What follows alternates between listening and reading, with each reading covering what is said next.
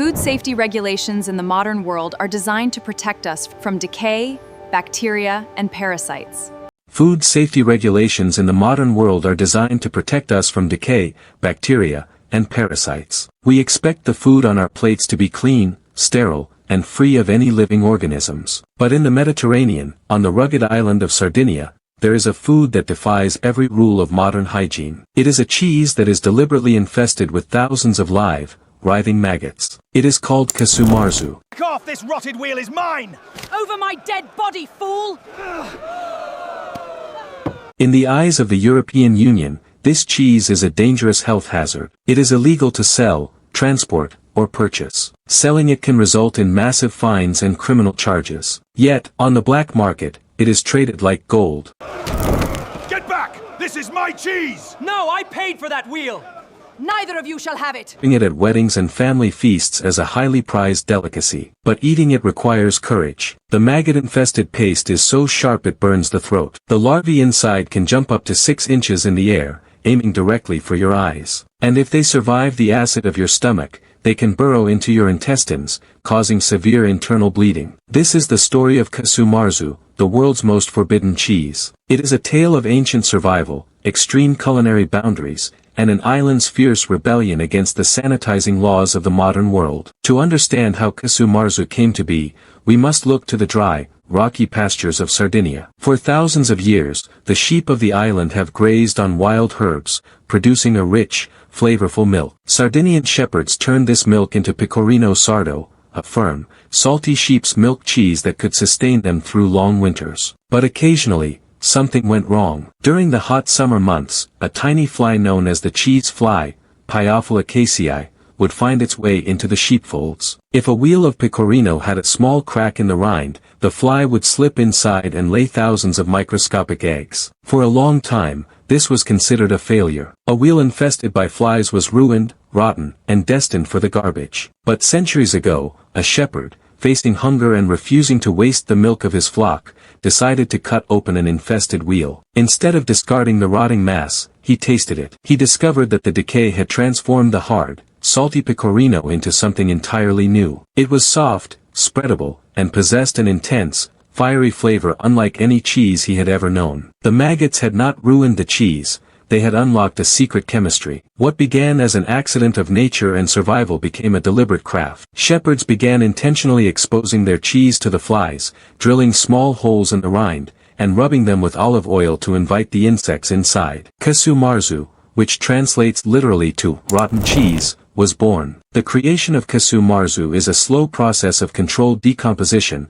driven entirely by the life cycle of the cheese fly. Once the fly lays its eggs inside the pecorino, the larvae hatch. They are tiny, translucent white maggots, barely a few millimeters long. As they feed on the cheese, they consume the fats. The digestive enzymes of the maggots break down the hard proteins, transforming the solid structure of the cheese into a soft, liquid-like paste. As the maggots digest the wheel, a highly acidic liquid begins to seep out. The Sardinians call this liquid lagrima, meaning tears. When the cheese is ready, the top of the wheel is cut off like a lid, revealing a soft, bubbling paste filled with thousands of active maggots. The cheese is only eaten while the maggots are still alive. If the larvae have died, it means the cheese has decayed past the point of safety, turning toxic and inedible. The taste of Casu Marzu is described as an explosion of sensory information. It is incredibly sharp, reminiscent of the strongest blue cheese, but with a burning, spicy heat that lingers on the palate for hours. For Sardinians, it is a culinary masterpiece. For outsiders, it is a nightmare. Eating Casu Marzu is not a passive experience. It is a physical challenge that carries real, documentable risks. The first challenge is visual and physical. The maggots of Piophila casei are highly athletic. When they are disturbed or exposed to light,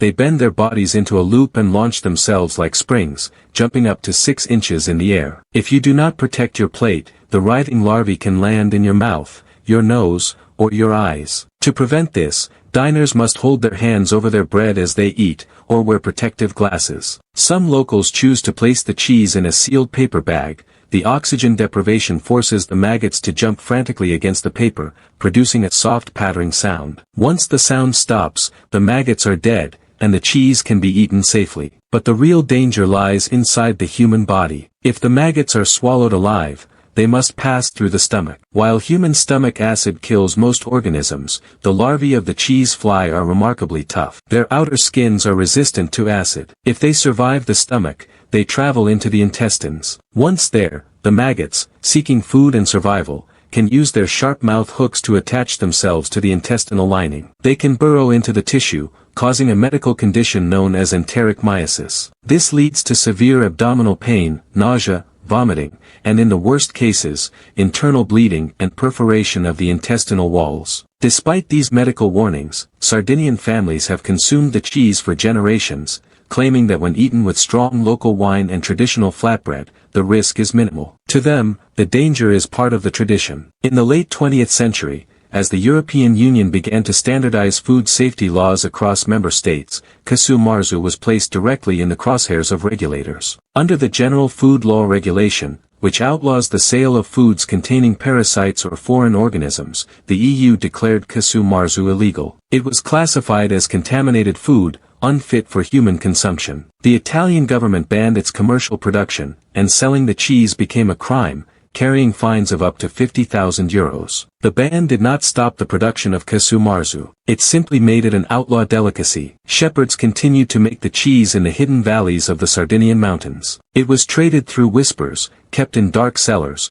and brought out only for trusted friends and family. The ban created a black market, raising the prestige of the cheese. To serve Casu Marzu at a wedding became a sign of status and local pride, an act of defiance against the distant bureaucrats in Brussels. Sardinians argue that the ban is an attack on their cultural identity. They point out that no one has ever been documented dying from eating the cheese on the island. In response to the laws, local food advocates successfully registered Casu Marzu as a traditional product of Sardinia, protecting it under Italian law as a cultural heritage item, even if it remains illegal to sell commercially. The survival of Casu Marzu represents a deeper truth about human gastronomy. We are a species that does not just eat for fuel. We eat for identity, for pride, and for the thrill of the boundary. What one culture calls rotten, another calls a delicacy. What one government calls a biological hazard, an island calls its heritage. Casu Marzu is a bridge to an older, wilder world, a time when humans had to cooperate with decay to survive, turning the forces of nature into sustenance. It is a reminder that the line between disgust and delight is incredibly thin, defined not by nature, but by culture. And as long as there are sheep on the hills of Sardinia, and shepherds who refuse to let their history be sanitized, the outlaw cheese will remain on the table, writhing, burning, and proudly forbidden.